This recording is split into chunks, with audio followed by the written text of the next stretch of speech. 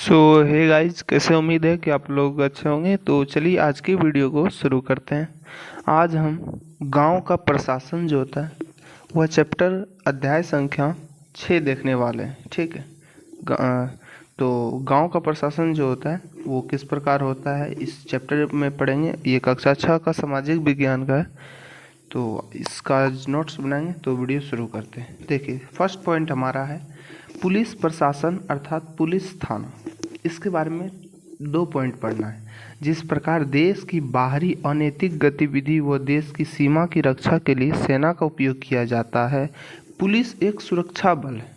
Police का एक सुरक्षा बल होता है जिसका उपयोग देश के अंदरूनी नागरिक की सुरक्षा के लिए ठीक उसी तरह से काम किया जाता है।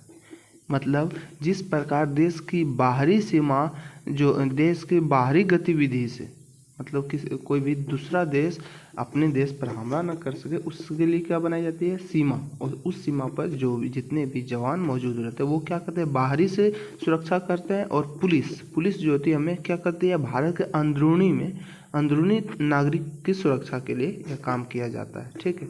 तो ये मेरा फर्स्ट पॉइंट था, पुलिस प्रशासन क्या होती है। तो ये आपको समझ में आ गया होगा। नेक्स्ट पॉइंट आता है पुलिस थाने का क्षेत्र। ठीक है। हर पुलिस थाने का एक कार्य क्षेत्र होता है। मतलब जितने भी पुलिस थाने होते हैं उसके अंदर एक कार्य क्षेत्र होता है कि इतने गांव के मतलब संभालना है इतने गांव को। ठीक है। जो उसके नियंत्रण में रहता है। ठीक है। लोग उस क्षेत्र में हुई चोरी, दुर्घटना, मारपीट, झगड़े आदि की रपट मतलब क्या होता है? रपट का मतलब हम आपको सबसे पहले रपट मतलब जो जाके हम लोग लिखवाते हैं। ठीक है। लोग जब कोई भी चोरी होती है, दुर्घटना होती है, मारपीट होती है, झगड़े होती है तो थाना में हम एफआईआर दर्ज करते हैं। उसी को कहते हैं रपट। आदि की रपट थाने में लिखवा सकते हैं। और वहाँ पे थानेदार की जिम्मेवारी होती है कि वह लोगों की घटना के बारे में पूछताछ करे, जांच पड़ताल करे और अपने क्षेत्र के अंदर मामलों की कार्रवाई करे। ये कार्य होता है पुलिस थाने का। ठीक है। पुलिस थाने का एक ठो कार्य क्षेत्र होता है। ठीक है। यहाँ तक हो गया। अब नेक्स्ट आता है कि क्रियाकलाप किस प्रकार होते हैं पुलिस थाने में। पुलिस थाने में अपराधों की जांच प्रक्रिया किस प्रकार होती है।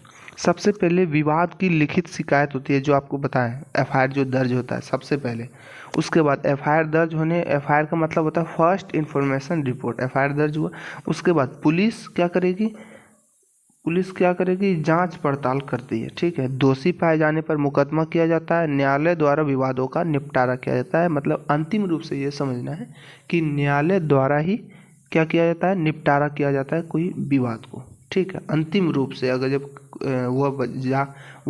मतलब दोषी पाया जाएगा तो मुकदमा किया जाएगा, तो अंतिम रूप से न्यायालय द्वारा उस विवादों का निपटारा किया जाएगा। ठीक है। अब आते हैं पुलिस के कार्य क्या क्या होते हैं। कुछ कार्य होते हैं जो, जैसे कि गांव का प्रशासन की बात कर रहे हैं तो गांव में जो पुलिस होती है उसके माध्यम से इसमें कुछ कार्य दिए गए। ठीक है। तो कानून व्यवस्था को बनाए रखना, जनता की सुरक्षा करना, ये सबसे फर्स्ट काम होता है पुलिस का कार्य। कानून व्यवस्था को बनाए रखना, जनता की सुरक्षा करना पुलिस का कार्य होता है।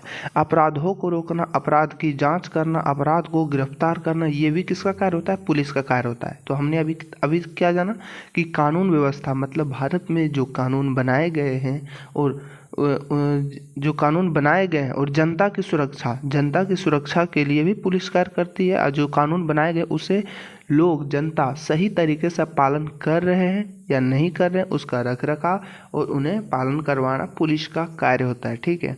उसके बाद अपराधों को रोकना, मतलब जहाँ पे पुलिस रहेगी उनका जो कार्य क्षेत्र रहेगा उसके अंदर जहाँ भी अपराध होंगे उससे रोकना। ठीक है। अपराध का जांच पड़ताल करना और अपराधी को, जो अपराध निश्चित रूप से मान लिया जाएगा कि यह अपराधी है, तो उसे क्या करेंगे? पुलिस गिरफ्तार करना, यह भी पुलिस का कार्य होता है।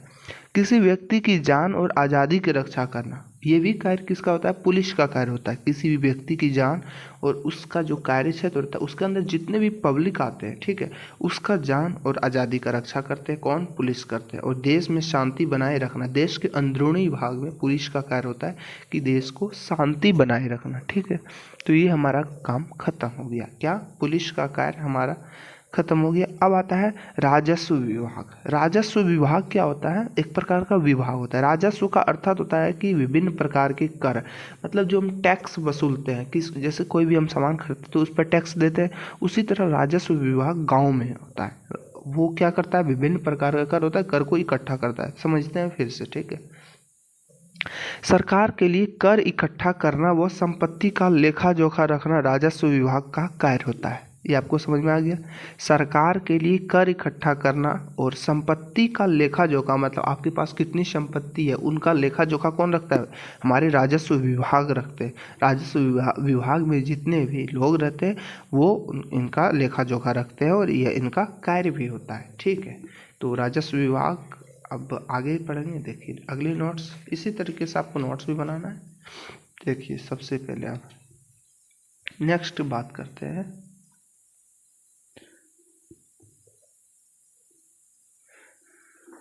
देखिए राजस्व विभाग के कार्यों का विभाजन।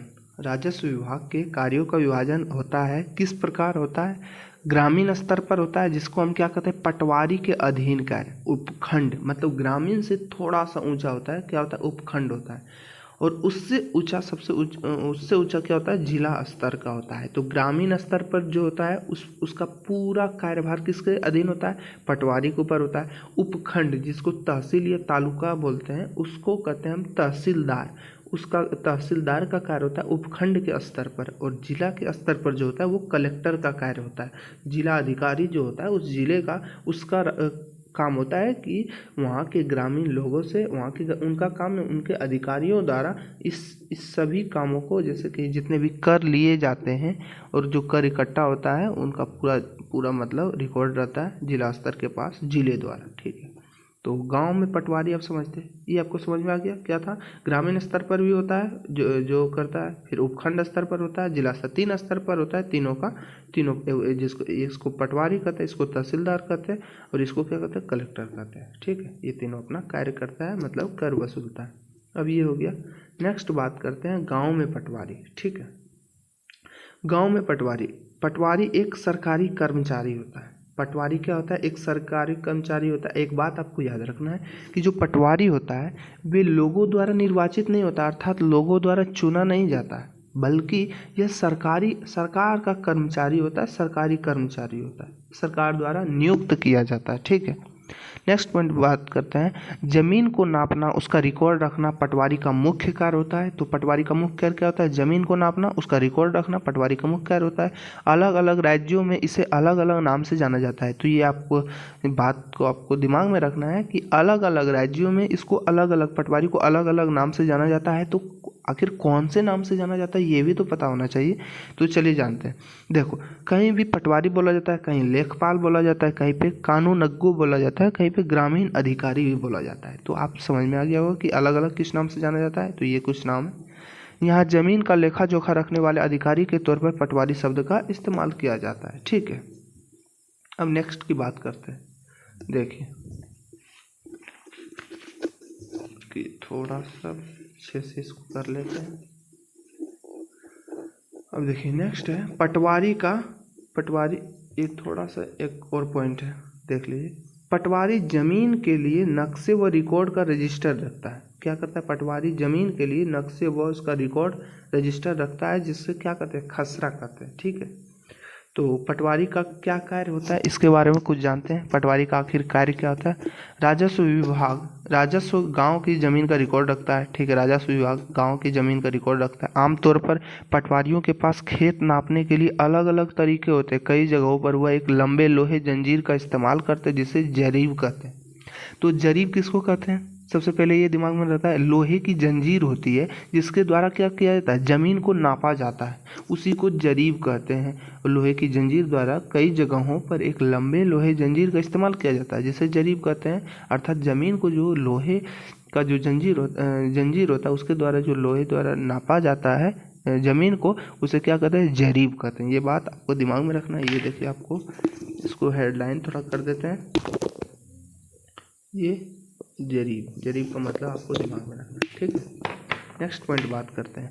भारत में सभी राज्य राज्य जो है जिले में बटे हुए, ये आप भी जानते हैं भारत में जितने भी राज्य हैं सभी जिले में बटे हुए। जमीन से जुड़े मामलों की व्यवस्था के लिए इन जिलों और भी छोटे छोटे खंडों में बटे हुए, जो आपको बताएं उपखंड, जिन्हें की उपखंड के नाम से भी जाना जाता है, या उपखंड के अलावा किस किस नाम से, तहसील या तालुका के भी नाम से जाना जाता है। ठीक है, अब नेक्स्ट बात करते हैं तहसील के राजस्व अधिकारी को क्या कहते हैं, तहसीलदार कहते हैं। ये भी बात दिमाग में रखना है। और तहसील किस स्तर पर जो है अपना कर वसूलता है, तो वो देखिए आपको बताए थे किस स्तर पर, उपखंड के स्तर पर अपना कर वसूलता है। कलेक्टर जिला के स्तर पर, ग्रामीण स्तर पर पटवारी वसूलता है। ठीक है, तहसीलदार का क्या कार्य होता है, मतलब जो उपखंड के स्तर पर होता है उसका कार्य क्या होता है, जमीन संबंधी आंकड़ों संबंधी मामलों को निपटाना। ये पटवारी का काम का निरीक्षण करते हैं, मतलब पटवारी का काम किस तरह से हो रहा है उसके काम का देखभाल मतलब निरीक्षण करते हैं। यह सुनिश्चित करते हैं कि रिकॉर्ड सही ढंग से रखे जाए और राजस्व कर इकट्ठा होते रहे। ठीक है, ये कौन करता है, तो तहसीलदार का कार्य होता है। अब नेक्स्ट होता है, ये देखते हैं कि किसानों ने अपनी नकल मिलते रहे। तो किसानों को नकल की कभी कभी ज़रूरत पड़ती है, तो उन्हें मिलते रहे, ये इस बात का भी देखभाल कौन करता है, तहसीलदार करता है। ये विद्यार्थियों के जाति प्रमाण पत्र जारी करते हैं। तो ये बात फिर से यहाँ पे नोट करना है कि जाति प्रमाण पत्र विद्यार्थियों का कौन जारी करता है, तो तहसीलदार करता है। क्यों करता है, क्योंकि इसके पास पूरा मतलब रिकॉर्ड इकट्ठा रहता है, जिसके कारण वो आसानी से जाति प्रमाण पत्र जारी कर देता है। मौसमी स्थितियों फसल की स्थिति का निरीक्षण अपने किसान की कठिनाइयों को सुनने और ऋण वितरित करने के लिए तहसीलदार बड़े पैमाने पर क्षेत्रों में दौरा करते हैं। देखिए फिर से समझते हैं इस बात को। मौसमी स्थिति, जब मौसम की स्थिति होती है, फसलों की स्थिति का निरीक्षण करने, मतलब किसी भी प्रकार से बाढ़ आ गया, किसी भी प्रकार से मतलब अकाल पड़ गया, तो उसका निरीक्षण यही करते हैं, क्योंकि उसके बाद तो वो कर नहीं दे पाएंगे वो किसान ना। तो मौसम की स्थितियों फसल की स्थिति निरीक्षण करते समय किसानों की कठिनाइयों को सुनता है। किसान की किस प्रकार वहाँ पे पानी खत्म हो जाता है, सूखा पड़ जाता है, अकाल पड़ जाता है, तो वहाँ पे ऋण वितरित करने के लिए तहसीलदार बड़े पैमाने पर क्षेत्राधिकार में दौरा करते हैं, वहाँ पे देखभाल करते हैं, किस प्रकार की समस्या उन्हें सुलझाते हैं। ठीक है, ये किसका कार्य होता है, तहसीलदार का ही कार्य होता है। तहसीलदार के दफ्तर में जमीन से जुड़े मामलों को सुनते हैं। तो तहसीलदार के दफ्तर में किसके मामले सुने जाते हैं, तो जमीन से जुड़े मामले सुने जाते हैं। और नेक्स्ट बात करते हैं, ये जो नोट्स आपको दिया जा रहा है ये पूरे चैप्टर का निचोड़ है, एक भी क्वेश्चन इससे बाहर नहीं जा सकता है। ठीक है, पूरे चैप्टर का नहीं, थोड़ा लॉन्ग है, लेकिन क्लास 6 का है, लेकिन बहुत डीपली में समझाया गया, ये बात आप दिमाग में रखिए। अब थोड़ा सा हम तहसीलदार तक तो बात कर लिए थे। ठीक है, देखिए पटवारी यहाँ पे देख लीजिएगा, देखिए ये पटवारी का अधीन कार्य ये भी देख लिए, तहसीलदार का क्या कार्य होता है ये भी देख लिए, और अब क्या बचा था, कलेक्टर जो जिला स्तर पर कार्य करता है, जिलाधिकारी, उसका क्या कार्य होता है, वो होता क्या है, तो थोड़ा सा बहुत बढ़िया से इसको समझेंगे। ठीक है, देखिए जिला अधिकारी आ गया, जिसको हम लोग क्या कहते हैं, डीएम कहते हैं, डिस्ट्रिक्ट मजिस्ट्रेट। जिले में सर्वोच्च राजस्व अधिकारी होता है। सर्वोच्च मतलब जिले का एक सर्वोच्च अधिकारी होता है, जिसे क्या कहते हैं, कलेक्टर कहा जाता है।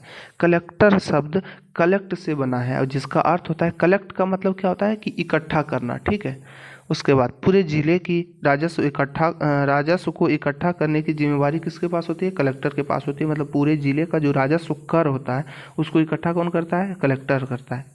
कलेक्टर इकट्ठा मतलब उनके अधीन जितने भी अधिकारी होते हैं उनके द्वारा, या जैसे पटवारी और क्या तहसीलदार था, वो दोनों के माध्यम से पूरा जिले का मतलब जो कर इकट्ठा रखता है, कौन रखता है, तो कलेक्टर रखता है उस सभी का रिकॉर्ड। ठीक है, अब नेक्स्ट बात करते हैं, अपने नीचे के सभी अधिकारी, देखिए कलेक्टर का क्या कार्य होता है, उसके नीचे जितने भी अधिकारी, जैसे तहसीलदार, नायब, पटवारी, उसका निरीक्षण करता है, किस प्रकार कार्य हो रहा है, भूमि मूल्यांकन, भूमि अधिग्रहण करता है। ठीक है, भूमि राजस्व का संग्रहण, भूमि रिकॉर्ड का रख रखाव, भूमि सुधार, जोतों का एकीकरण, ये सभी काम होता है। कृषि ऋण वितरण, मतलब किसी को किसी प्रकार की समस्या होगी तो उसको ऋण वितरण कलेक्टर का कार्य होता है। ठीक है, बाढ़, सूखा, महामारी जैसी प्राकृतिक आपदाओं के समय आपदा प्रबंधन, मतलब किस प्रकार उन्हें जुगाड़ बिठाया जाए, तो आपदा प्रबंधन भी करता है कलेक्टर, ये कलेक्टर का कार्य होता है। ठीक है, अब नया कानून आया है, इसके बारे में कुछ जानते हैं।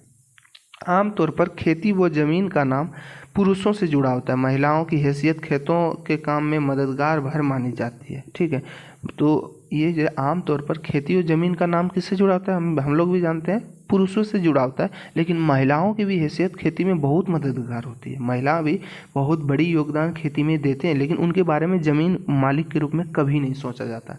ऐसा क्यों नहीं? तो ये थोड़ा सा भेदभाव का रूप ले लेती है। पिता की मृत्यु के बाद ज़मीन बेटों को बांट दी जाती है, बेटियों को उसमें हिस्सा नहीं मिला जाता है। तो थोड़ा सा विविधता मतलब भेदभाव का थोड़ा सा संकोच दिखाया जा रहा है इस नियम के अनुसार। ठीक है, ये नया कानून क्या है, इसके मुताबिक बेटों बेटियों और उनकी माँ को, ये नया कानून हिंदू अधिनियम 2005, ये देखिए हिंदू अधिनियम 2005 के अनुसार इसके मुताबिक बेटों बेटियों और उनकी माँ को जमीन बराबर बराबर हिस्सा में मिलता है। ठीक है, यह कानून सभी राज्यों में केंद्र शासित प्रदेश में लागू होगा। अभी हुआ नहीं है लेकिन होगा।